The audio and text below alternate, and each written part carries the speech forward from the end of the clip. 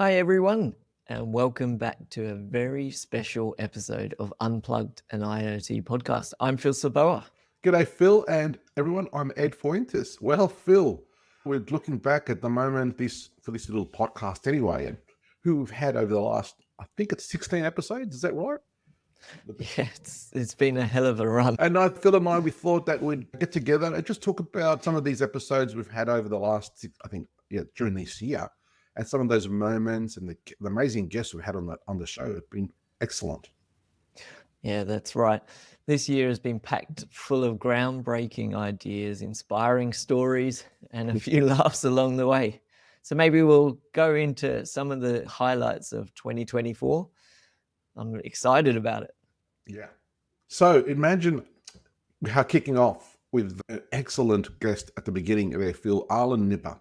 Now, what a legend he has been, not just the fact that he was on our show, but I think this year they celebrated 25 years of the MQTT protocol. That guy, absolutely legend. And I think you and I agree, like the godfather of IoT. It's definitely enabled us, industry, even the general public to enjoy the benefits what MQTT brings. And it's a wonderful protocol. And what a wonderful gentleman he was to share such a wisdom with us that we hadn't benefit of having twice, actually. So, and I think in the future, I'll have him over again. But how'd you go with that? That was a great episode. Yeah, it was a really great episode. He is an absolute friend of the show, and he is always willing to discuss his history with the industry, some of the innovation that he's been driving, and he's always happy to share. So yeah, some of those episodes that we've done already, and some just to come. We're really excited about what we can see here. But here's some of the highlights of that episode. Raspberry Pis started coming out and kids started, and they had MQTT on them.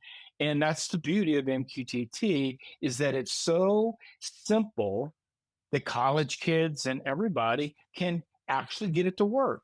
I mean, imagine everybody's going, well, it exploded. Well, it did, because how in the world, if I'm in college, if I wanted to play with even turning on an LED, can I download Howland Bradley protocol? How would I get my hands on? Oh, yeah. Where do you start? So look at our industry. OPC, man, there's no way some college kid's going to get started with that. So after 25 years, like you said, Ed, nobody shot a hole in it. It seems to work. It's well tested. It kind of was a flip cycle, because we invented it for OT, and then it sat there and kind of languished. And then IT picked it up, started using the hell out of it. And now with inductive automation and with all of this upsurge of IIoT, now it's coming back into its own in the OT space. Yeah, both Phil and I, we hear about MQTT. Phil, if you don't talk about MQTT every day, I'd be surprised. It just seems to be, in everyone's lips. It's on the conversation. It's mentioned a lot. One query, and a side note here, the MQ at MQTT, you mentioned before that IBM had, what do you call it? A series MQ? What? No, MQ series. So originally, MQ series was message queuing series. And that was all of that technology that IBM had built around message queuing technology. So MQTT, and we had we had SDIT, SCADA device. We had some crazy acronyms for it. It finally ended up being MQ telemetry transport, but after the Oasis Foundation, we kind of went through it. It's just, it doesn't stand for anything. It's just MQTT. Okay. So you just know it's a telemetry transportation. Yeah, message queuing transport, MQTT. Next up, we had some amazing leaders on the show. Travis Cox, David Schultz, and Kudzai Manditereaa. These folks really know how to navigate change and leadership with impact. Yeah, no, you're right. Definitely Travis, in what he's been doing there, inductive automation and the knowledge he's shared. Kudzai, around his experience from working in the field to now at HiveMQ and seeing what leadership does. But Dave, Dave Schultz had some really great insights about leadership as well, that it's not about having all the answers. Like here's a clip of David sharing some of that knowledge. So when you apply that type of thinking into a manufacturing environment and people look, this is crazy, why are we doing it this way? Then that's where you start getting that change. And I've worked with people that are in automation and controls. Some people that are a category owner for a manufacturer. Sometimes you will have some leadership, and there's always, with each role that's out there, there's always challenges, because if you're too high up, it's, what's the people in the ivory tower want us to do the day, or versus you're too low within the food chain, as it were. You think about the hierarchy of how we organize ourselves. Is there enough influence? Is there going to be enough buy-in? Are we going to be able to be successful with that? So unfortunately, no, they don't always say no, but it's work with that champion and help that champion become successful within that organization. And that's going to be a lot of that role of guide that person, arm them with the tools they need to be successful.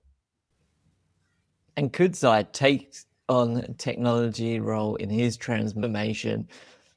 Really stuck with me. His journey is pretty amazing, from Africa to Germany and all over the place. So yeah, let's hear from Kudzai on his special journey. So I'm originally from Zimbabwe. I was trained as an electronic engineer, and then straight out of college, I worked in the mining industry, basically working for a company that was developing some gas detection instruments for the mining industry. So these are like handheld things that miners take when they go underground. So it will record all these carbon monoxide levels and all these different gases.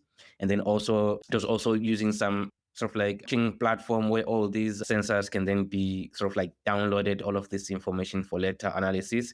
So basically there I was working as an embedded systems designer. So really working with your PIC microcontrollers, programming the PIC microcontrollers for sensing all of this stuff.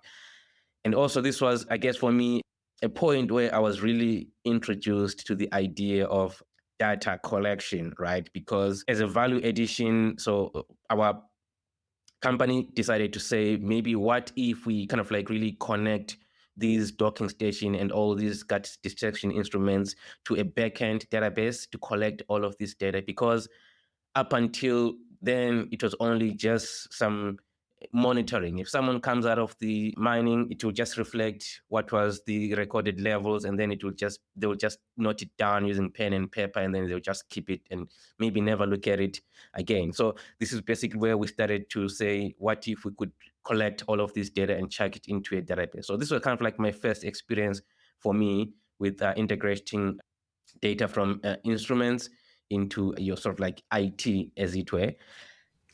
These episodes were really packed with wisdom and knowledge. Even that clip, Phil, I want to hear the whole episode again. Read some of the most powerful moments this year came from guests sharing their personal stories. Yeah, no, you're right, Phil. That's podcast we enjoyed the most. We love the stories professionally and how they got to where they got, but those personal journeys, it just added that little bit more emotion to what they were trying to do, even in their professional lives, and that opened up a lot. Especially what Amy Williams shared about her career, her teaching her perseverance and success. Like, it's never a straight line; it's a journey of twists and turns. And I think many of our listeners, and especially us, we can relate to that. And here's a clip about that here. I have to give credit. My parents always shaped me to be the person I am today, to be excited about like trying new things and pushing myself. So credit goes to mom and dad first. But there's a second person in my life who actually was a pretty big influence. And his name is Lloyd Williams. But I also like to refer to him as Grandpa. So this is the cool thing about Grandpa. He today is 99 years old. Hey. Yeah. And he's still as sharp as ever. So he lives in Florida with my parents who are retired too. And they're actually neighbors in the same like community. And I remember I was asking my dad at Thanksgiving, oh, do you want me to go pick up Grandpa? He's like, no, he'll drive. He'll what? Yes. He showed up in a white 2009 Volkswagen Jetta, came out of the car and was like, Amy, great to see you. And then hugged me and it was awesome, right? So my grandfather has always been like this just positive role model in my life that has been a delight to have, because how many people get to talk to somebody who's been around for like ever, right? It was really funny. I told him when I got my first job, and he was like, "Oh yeah, I remember my first job. I was working in a supermarket making 25 cents an hour." But another cool story of his is after he served in World War II, where he was actually a lieutenant and he flew the bombers and everything, he ended up working at Harrison Radiator in Lockport, New York. Now, the cool thing about that is it actually got acquired by a company called General Motors. Now, in America, General Motors was like manufacturing. It was the big thing, right? And so he was there in its heyday, and he actually was the plant manager. I think some of those stories reminded us all of the success that comes from pushing through challenges. I think that's what really resonated with me is like we're all going through these personal learning journeys. We're always trying to find that next thing that's going to impact us and how we're going to drive ourselves forward. It's really been an exciting kind of conversation, especially also with Freddie Coertze. He's also got some really great stories there as well. So yeah, definitely those episodes are highlights for me in terms of the personal journeys that they've been on.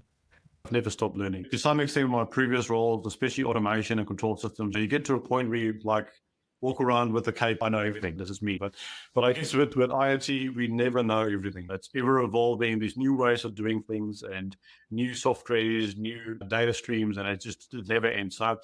So for me, my next phase of learning, I guess, it's obviously completing that journey all the way from coming from the sensor, I would say, all the way from the shop floor to the top floor. And what I mean about that is getting the sensor data through the ERP system to the SAP, and then making that informed decision autonomously, which I am super excited about. So I'll give you a few use cases for that.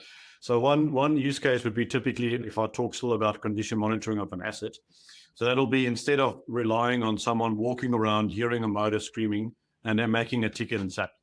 Now we'll see an ideal world where this data would automatically be fed into the right systems, going through to the SAP, creating a maintenance ticket in SAP VM. Then it will automatically go to the warehouse, going, right, do we have a spare for this motor? Do we have a pump that we can add on? When is the right time to stop the production? Because we have information from the ERP system as well.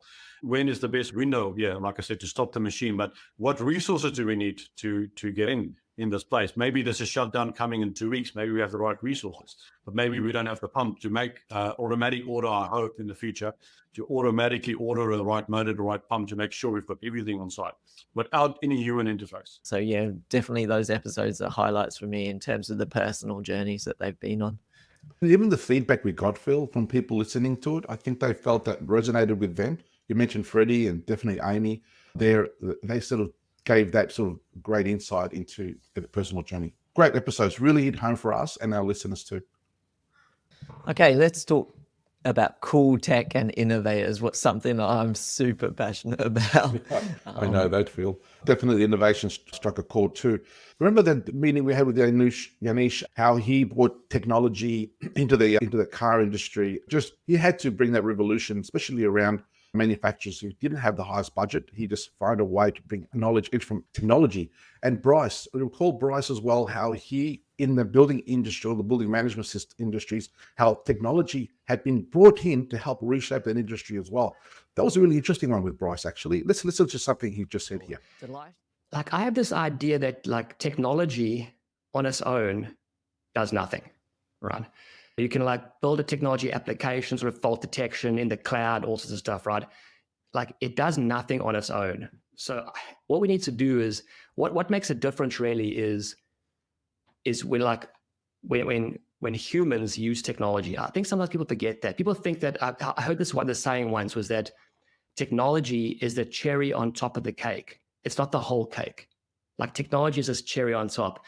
At the moment, everyone's sort of carrying on about AI and machine learning and all this technology type stuff, but everyone's focused on the technology. But if you really want to maximize the effectiveness of technology, you've got to start thinking about the humans, the people that use the technology. And that's what we're not doing very well. So for example, if you're like in a commercial office and you've got like automatic fault detection, and there it's in the cloud and it's crunching like thousands of bits of information, crunching all this data, and it generates sort of like insights and things, right? So, but it's always a human, like a service technician, that has to execute on that insight. So the insight comes through, then a BMS service technician or a mechanical, electrical, so they've got to take that bit of information and go and fix or do something. So if you really want to enhance the effectiveness of technology, you've got to get humans more into it. And what they usually might mean is something like, what no one does is when you buy technology, you should actually restructure completely your maintenance contracts, because those maintenance contracts, that preventative maintenance contracts, the existing ones don't talk about what to do with the technology.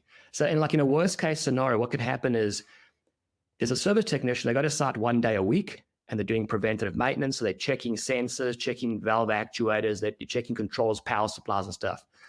Nowhere in their contract does it say, oh, by the way, when you get to site, log into the technology platform, log into the workflow management tool and see what's been allocated to you, what tasks you should go and clear, go fix those things, come back, tick them off, right?